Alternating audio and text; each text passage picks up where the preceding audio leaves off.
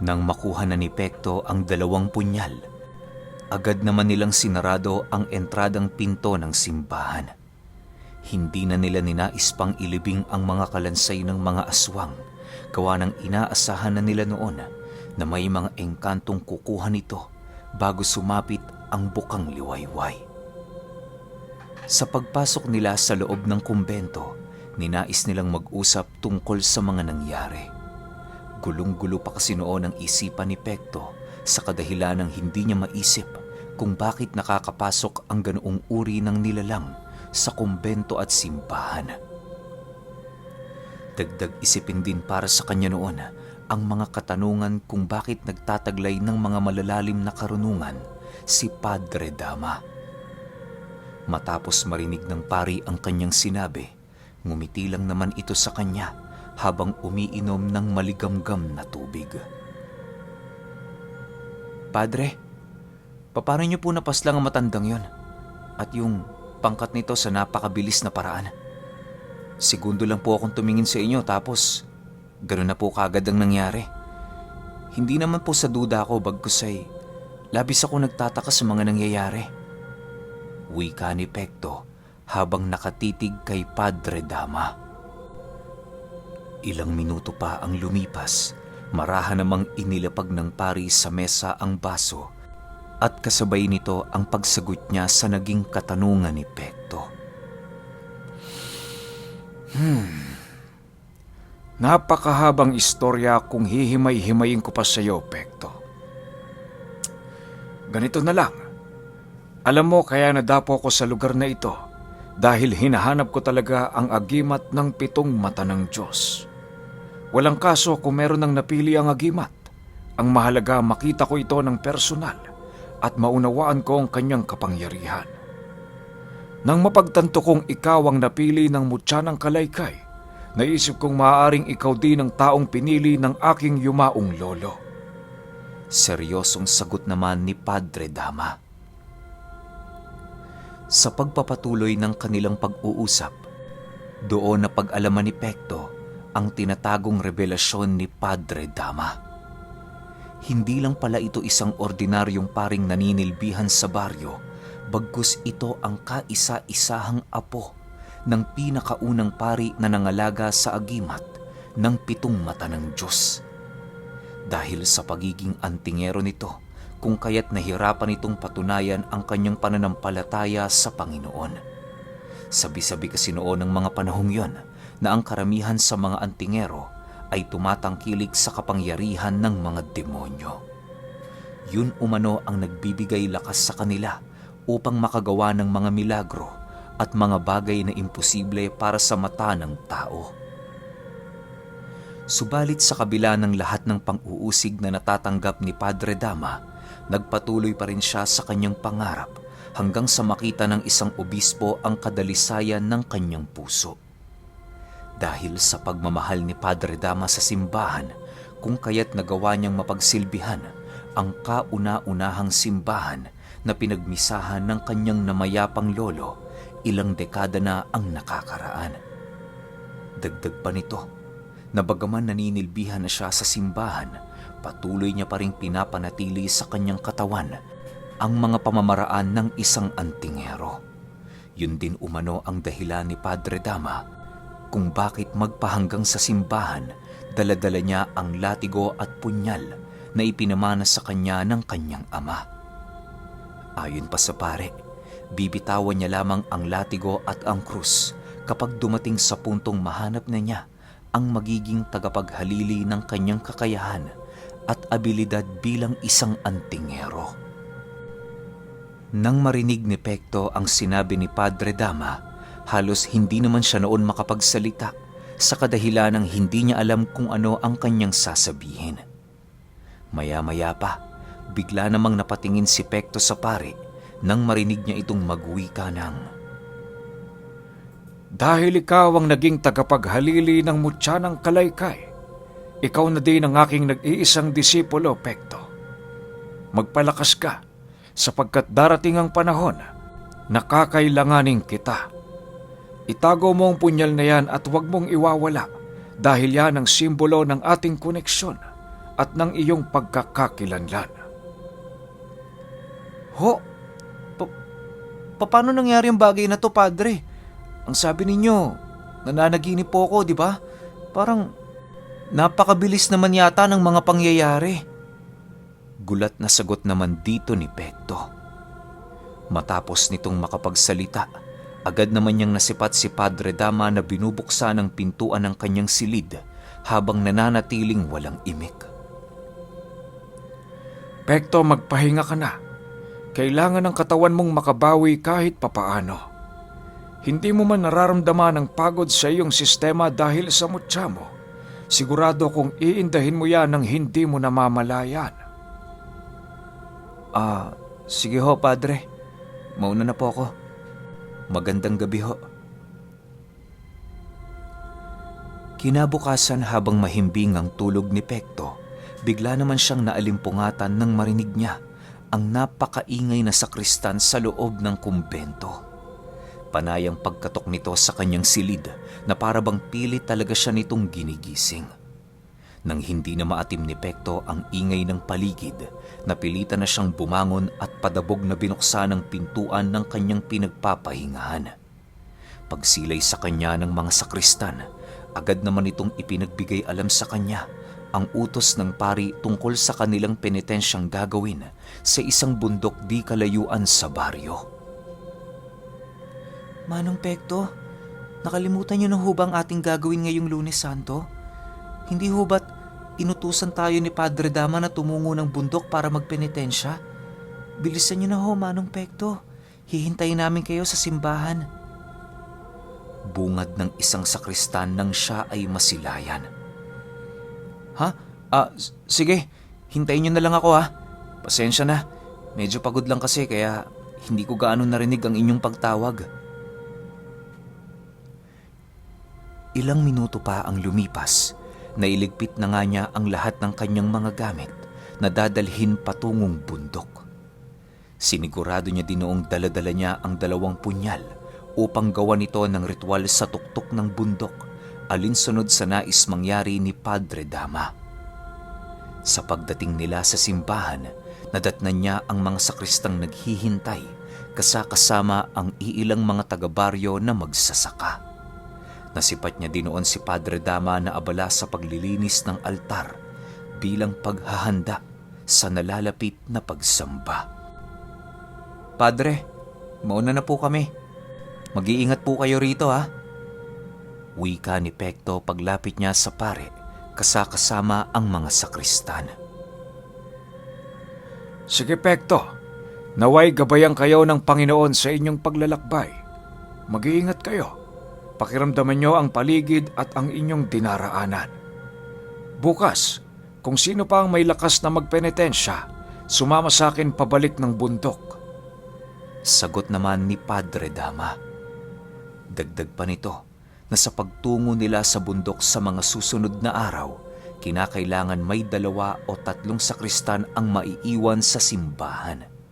Hindi nila maaaring hayaang walang tao sa lugar na yon sa kadahilanang may mga taga-baryong nagro-rosaryo tuwing umaga at hapon.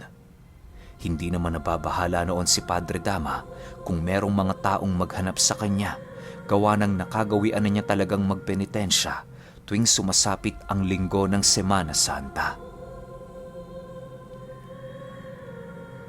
Ilang minuto pa ang lumipas. Kasalukuyan na nilang tinatahak ang daan patungong bundok. Nang masipat sila noon ng mga magsasakang kabababa pa lamang sa bukid, inabutan sila nito ng mga prutas na siya namang buong puso nilang tinanggap. Tuwang-tuwa noon ang mga sakristan sa ibinigay ng mga magsasaka, gawa ng wala pa silang kahit na anong baon na maaari nilang makain pagkarating sa tuktok. Sa pagdating nila sa paanan ng bundok, agad namang tinapyas ni Pekto ang lahat ng mga damong nakaharang sa kanilang dinaraanan. Siya lang kasi noon ang may daladalang nag-iisang sundang, alinsunod sa kagustuhan ng pare. Manong Pekto, bakit kayo lang ho ang pinahintulutan ni Padre Dama na magdala ng sundang? Hindi po ba't mas mapapadali tayo kung lahat kami merong ganyan? Nagtatakang tanong ng isang sakristan habang sila'y naglalakad. Kaya nga pero wala tayong magagawa. Ito ang kagustuhan ni Padre Dama. Ang sabi niya, masama umanong humawak ng sundang ang kahit na sino sa inyo, gawa ng hindi pa kayo tuluyang nababasbasan ng simbahan. Kahit nga ako hindi naliwanagan sa kanyang kasagutan, pero alam ko malalim ang dahilan nito. Sagot naman ni Pekto. Nang marinig ito ng mga sakristan, ninais na lamang nitong manahimik at magpatuloy na lamang sa paglalakad. Nang mapagtanto ni Pekto na wala nang balak sumagot ang kahit isa sa mga ito, napagpasyahan na niya noong ituon na lamang sa kanilang dinaraanan ang kanyang atensyon. Sa pagpapatuloy ng kanilang paglalakad, nadapo na nga sila Pekto sa kalagitnaan ng bundok. Dahil sa tarik at sukal ng kanilang dinaraanan noon, kung kaya't mayat-maya ang kanilang naging pahinga. Bagaman hindi nagrereklamo noon ang mga sakristan, kitang-kita ni Pekto ang labis na pagtitiis ng mga ito. Hindi naman yun gaanong pinansin, sa kadahilanang naniniwala siyang mas kinalulugda ng Panginoon ang mga nagsasakripisyo tuwing sasapit ang Biyernes Santo. Bago tumungtong ang 12:00 ng tanghali, narating na nga nila Pekto ang tuktok ng bundok. Medyo may kalaparan at maraming patag na lugar roon, kaya na may hindi nahirapang magpahinga sila Pekto habang nagninilay. Ilang minuto pa ang lumipas, pansamantala siyang nagpaalam sa mga sakristan na siya ay tutungo sa pinakadulong parte ng bundok upang manalangin. Hindi siya nagsama ng kahit sino sa mga ito para naman kahit papaano'y magawa niyang maramdaman ang kabanalan ng paligid. Nang makuha ni Pekto ang pahintulot ng mga sakristan, dali-dali din naman siyang naglakad bitbit ang kanyang punyal. Nang marating na niya ang dulong parte ng bundok, agad naman niyang itinarak ang ibinigay sa kanyang punyal ni Padre Dama at kasabay nito ang pagguhit niya sa lupa ng ritual na ibinigay sa kanya.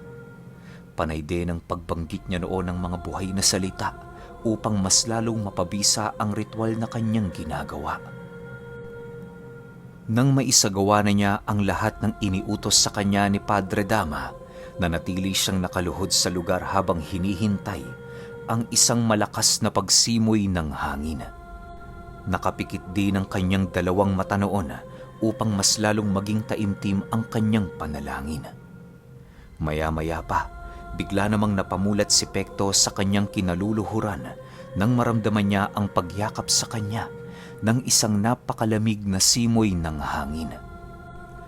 May mga tinig din siyang naririnig sa hangin yon na parabang may kung anong bagay itong tinutukoy. Sa pagpapatuloy ng ganoong kaganapan, napagpasyahan na ni Pekto na tumayo at kunin ang dalawa niyang punyal na nakatarak sa lupa. Sinabi kasi noon ni Padre Dama na kapag nakarinig siya ng tinig sa kanyang isipan, hudyat na yon na matagumpay niyang naisagawa ang kanyang ritual. Ilang minuto pa ang lumipas, ninais niya nang bumalik sa kinaroroonan ng mga sakristan para naman kahit papaano'y hindi ito mag-alala sa kanyang pag-alis. Nang masipat niya ang mga itong nagpapahinga sa isang lilim ng puno, agad naman niya itong nilapitan habang tinatanong kung anong oras sila bababa ng bundok. Manong Pekto, mamaya na po tayo bumaba. Minsan lang naman po tayo makakit dito kaya sulitin na po natin.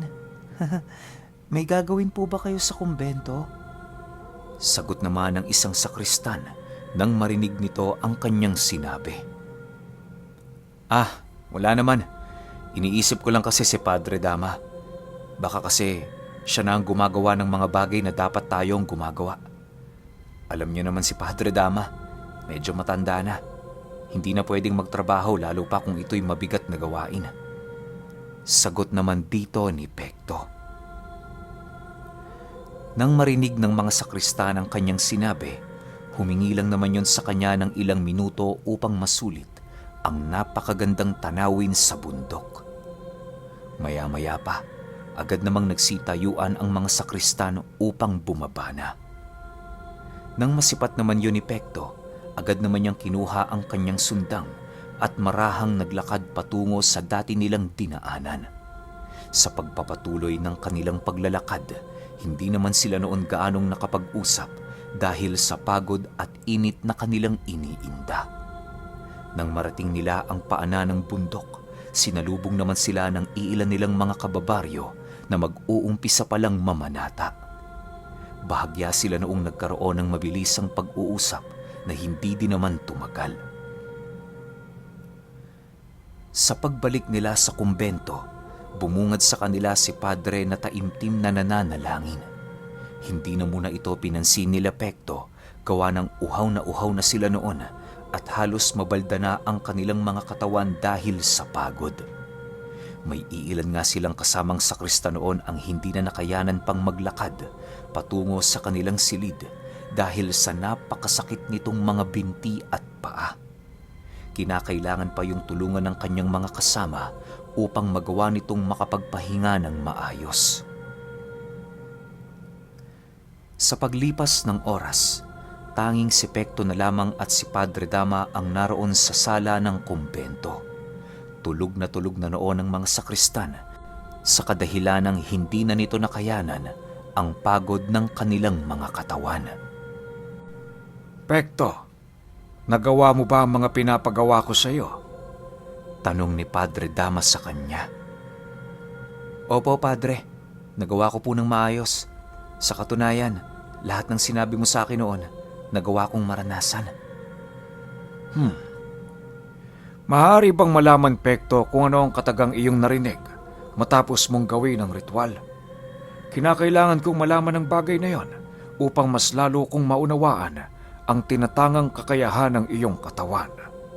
Sagot naman ni Padre Dama. Nang marinig ni Pekto ang sinabi nito, bahagya siya noong natigilan sa kanyang kinaroroonan sa kadahilanang alam niya sa kanyang sarili na wala siyang narinig noon na isang malinaw na kataga. Sa pagpapatuloy ng pagtahimik ni Pekto, ninais niya nang lapitan si Padre Dama upang kausapin ng diretsyo. Bakit ka nag-aalangan, Pekto? Sabihin mo na, ayos lang yan. Naniniwala ako na anuman ang narinig mo sa tuktok ng bundok ay makakatulong ito sa iyo. Wika ng pare habang mahinahon siyang pinagmamasdan. Dahil sa sinabi nito, patuloy naman ang ginagawang pag-alala ni Pekto sa mga katagang kanyang narinig sa bundok. Nahihiya na siya noong tumingin kay Padre Dama, gawa ng aminado siyang wala siyang narinig doon na kahit na anong kataga. Maya-maya pa, bigla naman siyang napatingin sa pare habang sumasagot ng, lubid ni kamatayan. Tama, Padre Dama. Lubid ni kamatayan ang aking narinig. Matapos siyang masabi ni Pekto, bigla naman siya noong natigilan sa kanyang kinauupuan. Sa kadahilanang sigurado siya noong hindi ang katagang yon ang kanyang iniisip na sabihin. Ilang ulit niya pa yung itinanggi kay Padre Dama na nagkamali siya, subalit hindi na siya nagawang pakinggan ng matanda. Walang mali sa sinabi mo, Pekto. Huwag kang mag-alala. Hindi ka pa nasisiraan ng utak o nababaliw. Maaaring ang katagang inilihad mo kanina ay engkantong nagsabi na sumama sa iyo galing bundok hanggang dito sa kumbento. Mapalad ka, Pekto, sapagkat merong gumabay sa iyo kahit papaano. Sagot naman ng pare. Dagdag pa nito, na kaya lang naman hindi naunawaan ni Pekto ang kanyang narinig na mga kataga noong siya ay natapos sa paggawa ng ritual sa kadahilanang wala pa siyang kaalam-alam sa mga sikreto kung papaano makipag-usap sa mga engkanto at elemento. Matapos ang kanilang naging talakayan, marahan naman nila noong binagtas ang kusina ng kumbento upang doon maipagpatuloy ang kanilang pag-uusap. Nagtimpla na din noon ng kape si Pekto nang sa gayoy manumbalik ang lakas ng kanyang katawan na nawala sa kanya. Habang nasa kasagsagan sila noon ng pag-uusap, panay naman ang pagtingin ni Pekto sa buong paligid gawa ng may kung anong nilalang siyang nararamdaman. Nang mapansin ito ni Padre Dama, tumingin lang naman ito sa kanya ng seryoso habang nagsasabi ng, Kung ganon, nararamdaman mo rin pala. Humanda ka, Pekto. Mas lalong lalakas ang pagpaparamdam ng demonyong yan sa paglapit natin sa araw ng pagkamatay ni Kristo. Demonyo? Anong ibig niyong sabihin, Padre? Benindisyonan niyo po ang lugar na ito kaya sa tingin ko mahirap itong pasukin ng mga dyablo. Siguro kung may nararamdaman po ko ngayon, maaaring pinaglalaruan lamang ako ng aking mga mata. Sagot naman dito ni Pekto.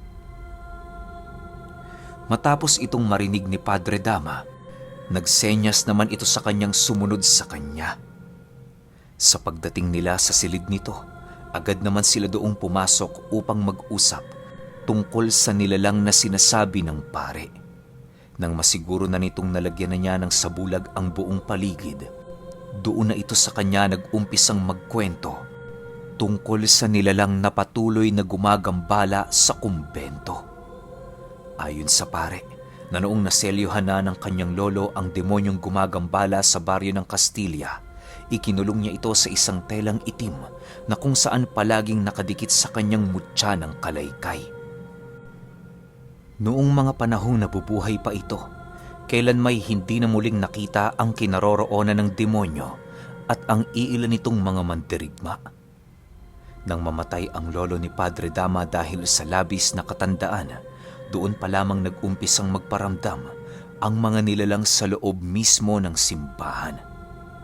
Maraming ritual at orasyon ang ikinalat doon ng mga paring dumaan, subalit sa pagtagal ng panahon, nagiging marupok ito at mahina.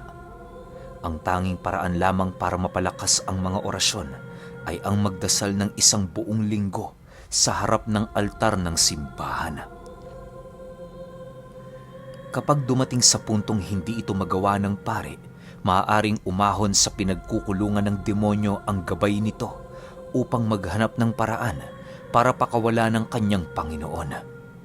Nagaganap lang umano ang ganoong kaganapan sa tuwing sumasapit ang Semana Santa dahil sa paghina ng kapangyarihan ng anak ng Panginoon sa mundo ng mga tao. Dagdag pa ni Padre Dama, ngayong napasakamay na ni Pekto ang mutya ng kalaykay, maaaring madama na nila ng husto ang kapangyarihan ng gabay ng demonyo. Hindi ito maapektuhan ng kahit na anong santo o kapangyarihan ng simbahan sa kadahilan ng nagkukubli yun sa kasuotan ng isang pari o sakristan. Matapos marinig ni Pekto ang sinabi ni Padre Dama, bigla naman siyang binalot ng takot sa kanyang buong katawan. Kahit aminado kasi siyang istorya lamang ang sinasabi nito, alam niya sa kanyang sarili na ito ay totoo. Ilang minuto pa ang lumipas, sinabihan naman siya ng pari na huwag ipakalat ang istoryang yon upang hindi ito magbigay ng takot sa kanyang mga sakristan. Pekto, bukas maaga pa tayong tutungo sa bundok. Sandali lang tayo roon. Meron lang akong kukunin. Kausapin mo din ang mga sakristan mamaya na ang mga may iwan ay maglagay ng isang dakot ng asin sa kanilang mga bulsa. Iwasan din nilang magpagala-gala sa buong lugar at manatili lamang kung saan sila komportable. Sabihan mo ding huwag silang gagawa ng kahit na ano hanggat hindi pa tayo nakakauwi. Wika ni Padre Dama. Sige ho, Padre. Ako na ang bahala sa kanila. Babalik na po ako sa aking silid sapagkat marami pa akong gagawin. Matapos ang kanilang pag-uusap, agad din naman niyang binigtas ang daan patungo sa kanyang silid. Habang naglalakad siya sa pasilyo, nararamdaman naman niya noon ang panginginig ng kanyang buong katawan nang sa hindi malamang dahilan. Animoy sa puntong yon, may kung anong nilalang siyang nararamdaman na patuloy na nagmamasid sa kanyang kinaroroonan. Okay, angas nito lalo na siguro sa episode 6, no? Ewan ko lang. Kung karamihan sa inyo, napansin yung sinasabi ni Padre Dama, yung katabi ng mutya ng kalaykay. Kasi parang mga previous story, di ko lang alam kung episode 1 o episode 2. Yung mutya ng kalaykay neto ni Pekto, may katabing panyong itim na tinangay ng daga. Ewan ko lang kung naaalala nyo yun. Pwede nyo balikan yung episode 1 or episode 2 para ma-recall nyo. Di ba? Kasi may kinalaman talaga tinangay ng daga. Bakit, di ba? Tsaka telang itim, anong meron sa loob ng telang itim, di ba? Sunod kagad natin yung episode 6, siguro mga bukas na yon. 2 episodes ulit, 6, 7, para hindi kayo mabitin. Yun lang. Salamat.